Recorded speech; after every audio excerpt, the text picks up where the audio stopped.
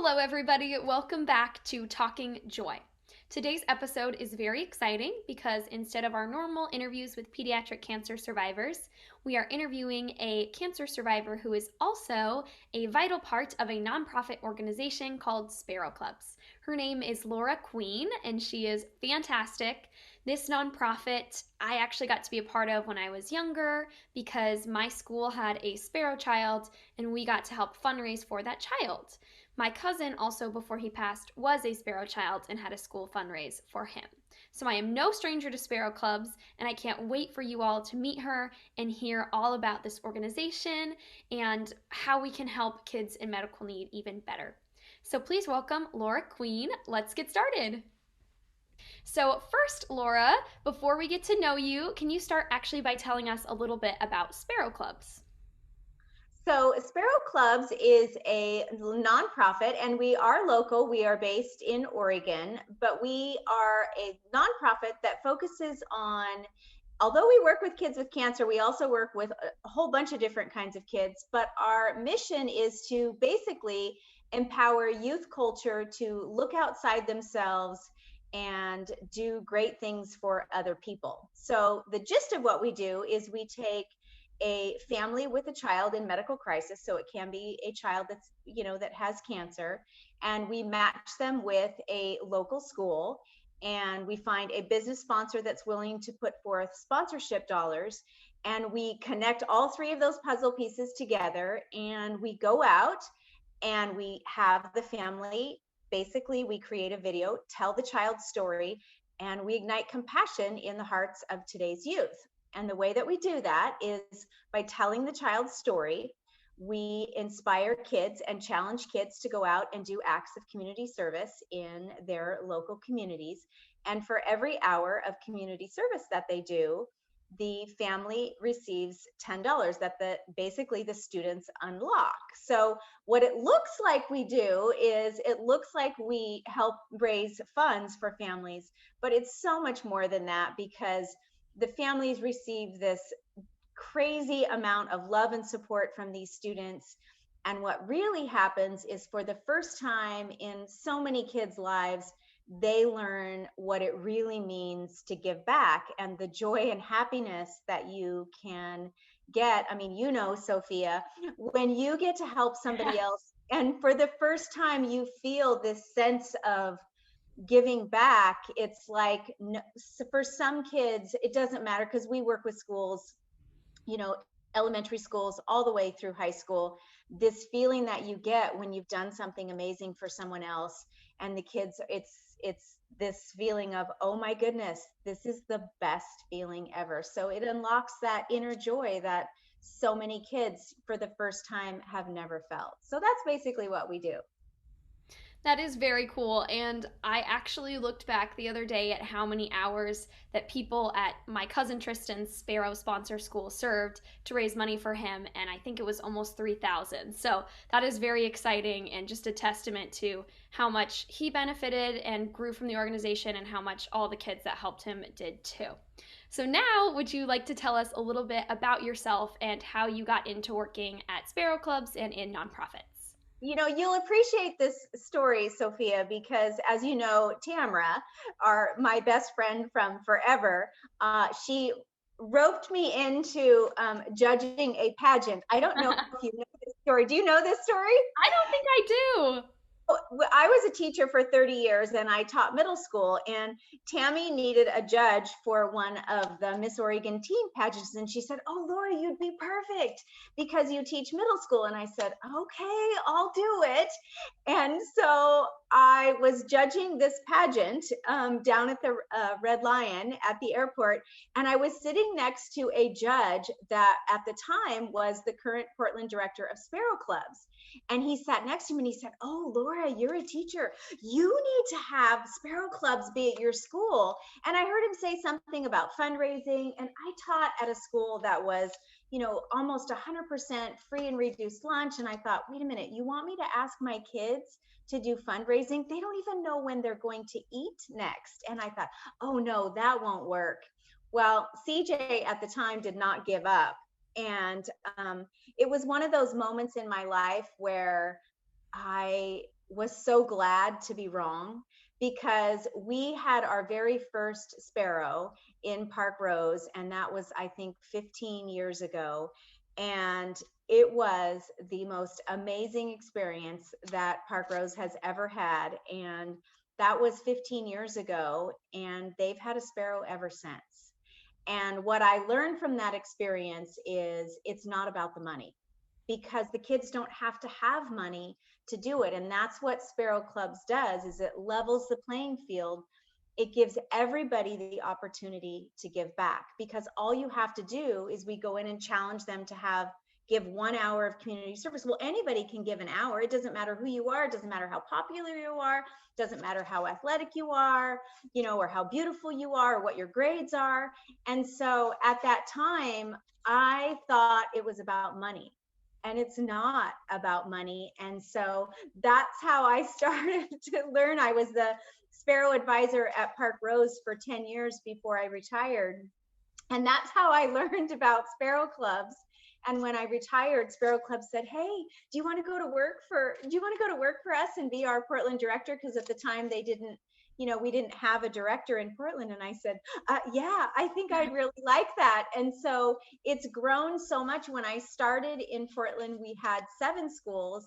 And before the pandemic, we had 21 schools in Portland. This year we had 16. And I can't tell you the joy that it has given me, because the Sparrow families, when they share their story, and it takes a great deal of bravery and courage to talk about your story when you have cancer, and whatever your story is. And when we go to families and we ask them to share their story, it's hard, because they say, "Oh, I don't know if I want to share my kid's story, it's private." And they think it's about the money. And when we explain to them that by sharing your story, you're going to ignite this compassion, and your child's story is going to inspire all these amazing acts of kindness out in the world, they're like, "I think I'd really like that," and know that their story is going to mean something. And I know my own personal journey with cancer. And when you go through something where you have your own personal medical journey, the last thing you want is pity. That is not what you are looking for. And I think some families sometimes are reluctant to want to tell people what's going on, because the last thing they want is people to feel sorry for them.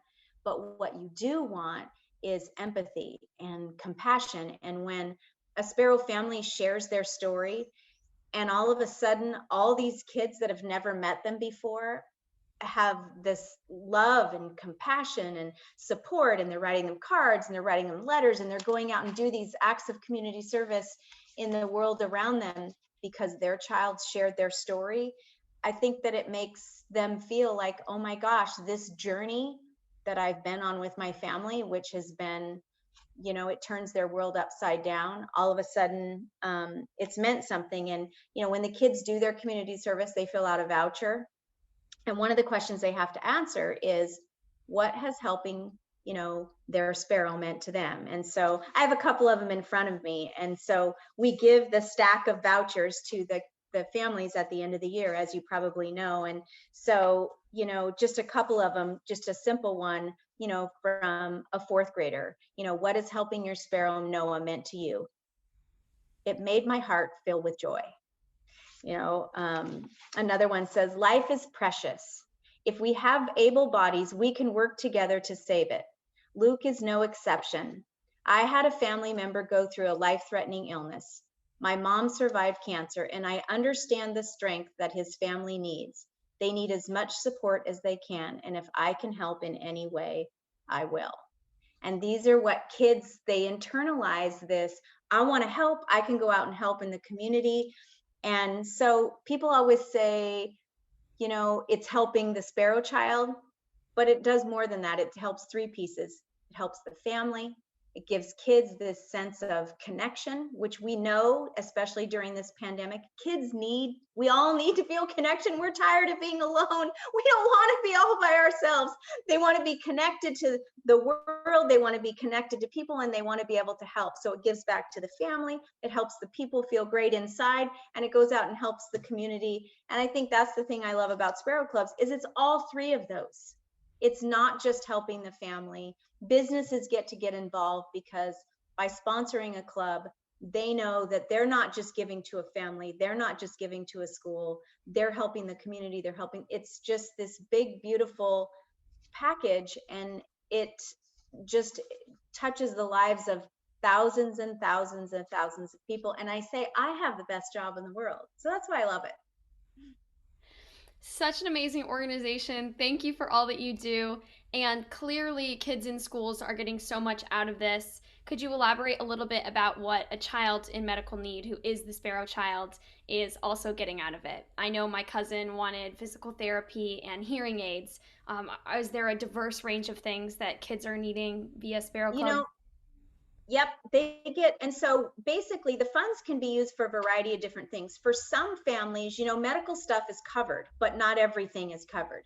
So for some families, it means, a special piece of equipment that they need. For some families, it means, hey, we haven't been able to work because we've been at the hospital, and it pays for groceries.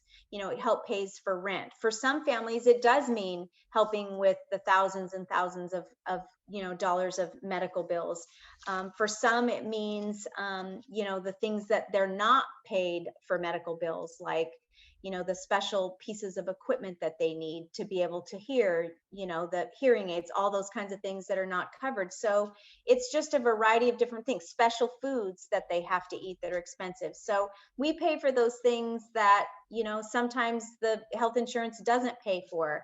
And so even though it's a small amount of money, and some schools do extra fundraising and some schools don't, the financial piece is great, but the emotional love and support, our motto this year is compassion is greater. And it's greater than COVID-19 and a worldwide pandemic. So I know our families appreciate that. Sometimes it's just that little bit of extra financial assistance that just gets them through. And, we pay for respite too. Sometimes the family just says, we need a little bit of a break. There's this toy that we just can't afford. Yeah, go for it. So it can be anything. Compassion is greater than everything, like you said. But doubling back to healthcare, I'm actually curious if there's any policies or legislation that working in a nonprofit you'd like to see changed in regards to medical care or kids with cancer or running a nonprofit. Is there anything happening right now you'd love to see added because it doesn't exist yet, or changed because it's not sufficient enough? I think one of the most difficult things that I've seen my families deal with this year, especially, is that, when they go somewhere for treatment, they go to another state. Ronald McDonald's House are amazing, but they're sometimes they're full, and there's not that many of them. And so when families go, I had several families that had to go up to Seattle this year for treatment, and there's nowhere for them to stay. Mm. When they go to stay somewhere and they have to stay in a hotel or an apartment, those expenses are out of their pocket. And they still have to have their residence here, but they may be up there for 3 months at a time. There is nothing to help them pay for the expenses while they have to go out of town and have that treatment. So that means they're in an apartment or they're in a hotel, and those expenses are not covered. And that's one of the things that families that need to go out of state or out of the city to be able to have those treatments, there's no way for them to have those expenses covered. And imagine having two households. That's basically what they have to do to cover that. And I think that's one thing that I think that they need the most assistance in. How can I get those bills covered when I am not, in my hometown? Who can afford to maintain two households with medical bills and all that? So I think that's one thing that we think that we need to look at. Absolutely. Thank you for sharing that. And then I heard you say joy a couple of times in there, and I got really excited. So I was hoping that as we near the end of our interview, you could just tell me what joy means to you.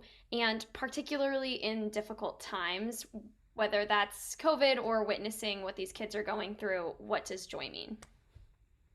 I think joy to me means giving to other people and giving back. That's what it's all about. That's why we're here. We are not here about what we have. It's what we do for other people and whatever that looks like. And it doesn't necessarily mean material things. And when we basically, joy and happiness is giving to other people. And when you do that for other people and you experience that, that's what life's about. That's what it's about. That's where it's at. And if you haven't done it and you haven't made somebody smile today or yesterday or tomorrow, and you do it today, that's what joy's about, no matter what it is. I couldn't agree more. Before we head out, is there anything else that you want us to know? Maybe how somebody could donate to Sparrow Clubs or how they could get involved?